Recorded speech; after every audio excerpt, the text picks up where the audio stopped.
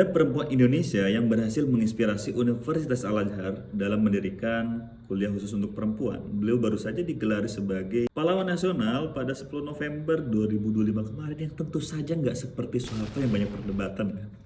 Beliau adalah Syekhoh Hajah Rahmah El Yunusiyah. Jadi ceritanya pada 15 Agustus 1955 nih terjadi kunjungan dari pihak Al-Azhar. Pada saat itu Grand Syekhnya itu Syekh Abdurrahman Taj ya, ke Indonesia. Awalnya itu kunjungannya untuk penguatan kerjasama antara Mesir dan Indonesia gitu. Tapi beliau nggak hanya mencukupkan kunjungan formal aja, juga mengunjungi beberapa lembaga-lembaga pendidikan di Indonesia. Di antaranya itu adalah Dinia Putri di Minangkabau, Padang Panjang.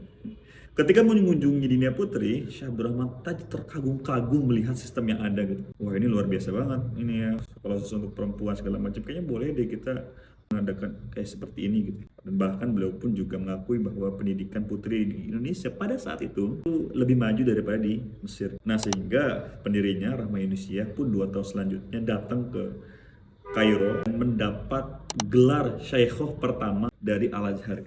Kemudian pada tahun 1962 barulah didirikan kuliah khusus untuk perempuan pertama di Al-Azhar. Memang semenjak kecil nih ya, Syekhoh Rahmah Yunusiyah ini menunjukkan kegigihannya, keberaniannya, dan juga integritas. Beliau dulu kecil bersekolah di sekolah milik kakaknya. Cuman beliau nggak betah karena merasa nggak puas. Karena kebanyakan guru dari laki-laki pun juga teman sebayanya laki-laki. Sehingga ketika pembahasan fikih wanita cenderung terbatas gitu, nggak terlalu dalam. Akhirnya beliau keluar dan memilih untuk sekolah privat.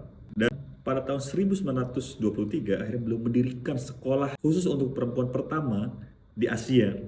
Dan juga beberapa tahun selanjutnya belum mendirikan sekolah khusus untuk wanita yang buta huruf, pun juga beberapa dinia-dinia di daerah Batavia.